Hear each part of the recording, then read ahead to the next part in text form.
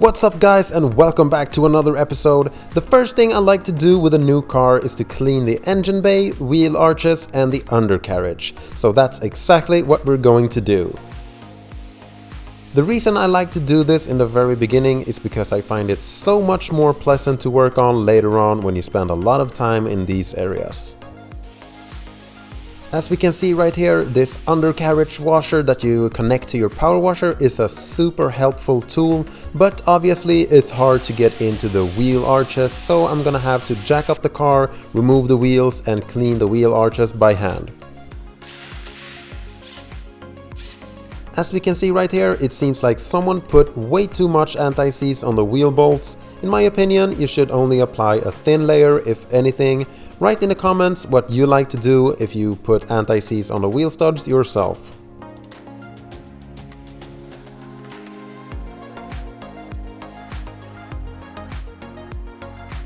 I'm starting off with applying some degreaser, and then I'm gonna be covering that up with some snow foam, and then I'm just gonna scrub away and rinse that off. Now obviously you can't expect a perfect result. I mean, this car has done over 300,000 kilometers after all, but as we're gonna see, it's going to turn out pretty okay.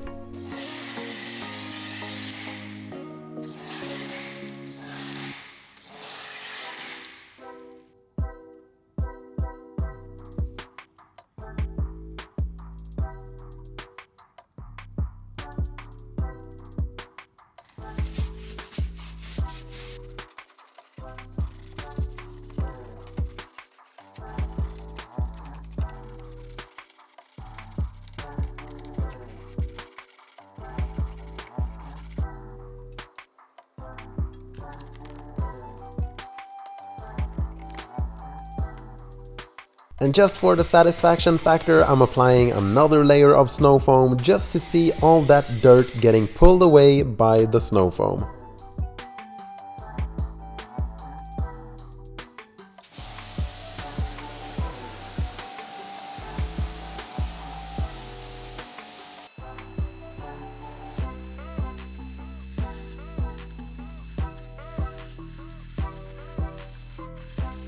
And because the wheels were off, I took that opportunity to clean them inside and out.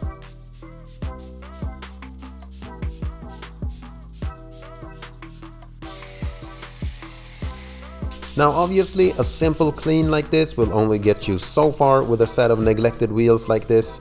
To get them in a perfect state, you would probably have to refurbish and repaint them.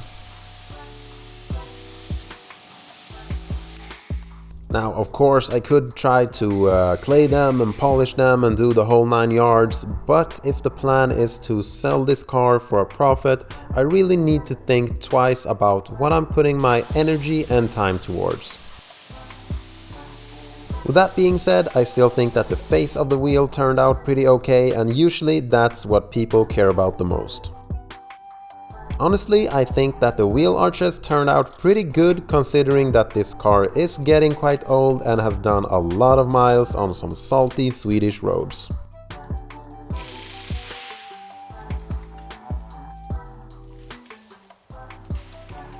So now it's just a matter of rinse and repeat on the rest of the wheels and wheel arches.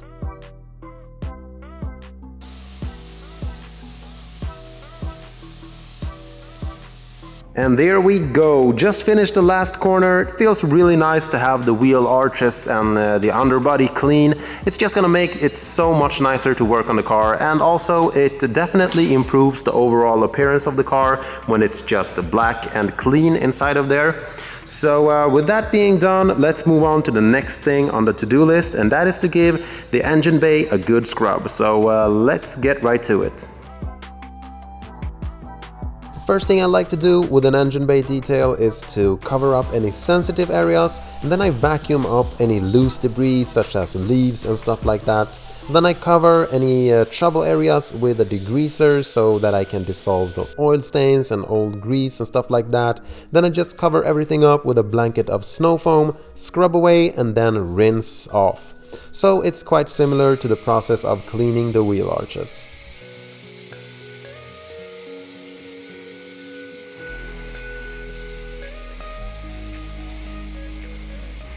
I quite like the layout in the engine bay of this particular engine. Everything just feels very thought out and neat.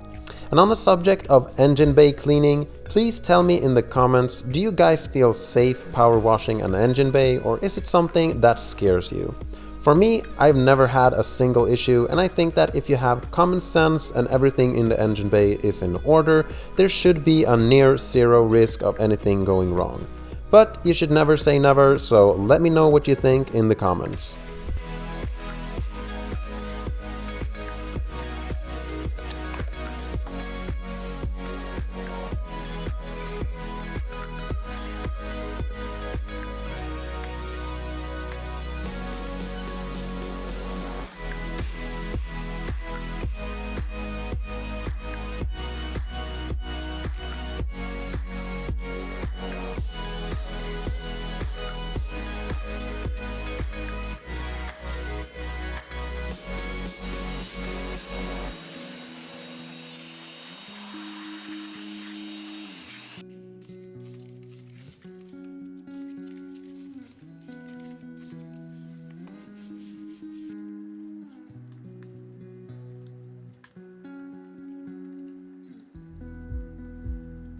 And there we go, the engine bay is cleaned and it's so much nicer to look at, and it'll definitely be more pleasant to work on.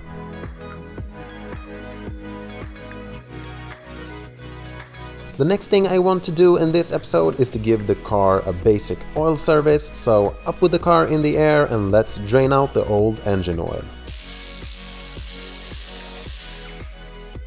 As far as the service is concerned, there isn't much more to do other than the oil change and a cabin air filter that I'll do in another episode when I clean the interior. There is documentation and receipts of some work being done last year where they changed a bunch of service items such as the fuel filter, air filter and brake fluid, so no need to change that just yet. However, the timing belt needs to be changed along with the water pump and pulleys. I also need to do a complete brake job all around, so there is plenty of work that needs to be done, and I will do that in the next episode.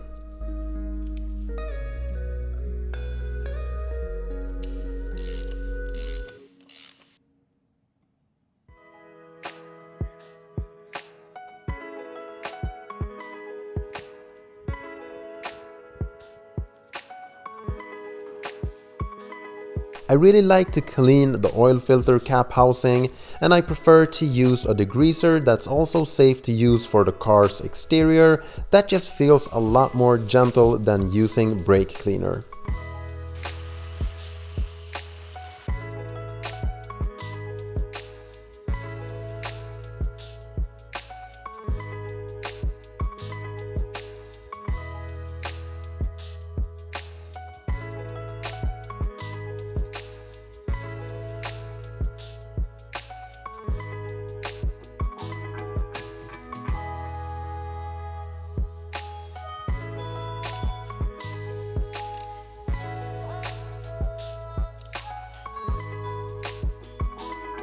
This episode is proudly presented by Oljemagasinet.se, which most of you might know because of their well-assorted supply of engine oils. They also offer a lot of spare parts for a good price, and if you type in your license plate number, the site will automatically show you the recommended fluids and parts for your specific car.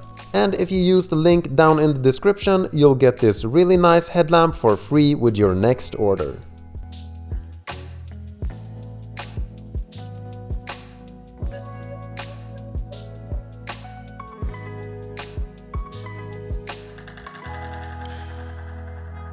No matter how many times you've done an oil change, you should always check for leaks with the engine running. And before we put back on this skid plate, let's go ahead and take the opportunity to clean the inside of it because we didn't have access to it before.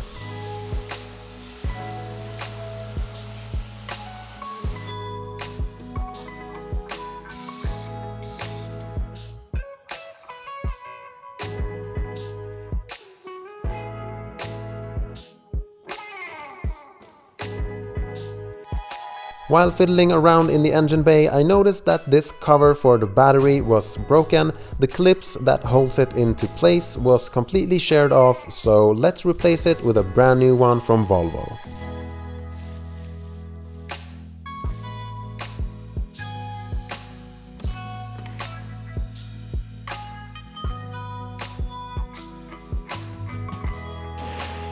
And that is it for this video, but we still got a lot more work to do on this car, so a new video will drop here very shortly. So I will see you guys very soon, but until then, take care, catch you in the next one. Bye!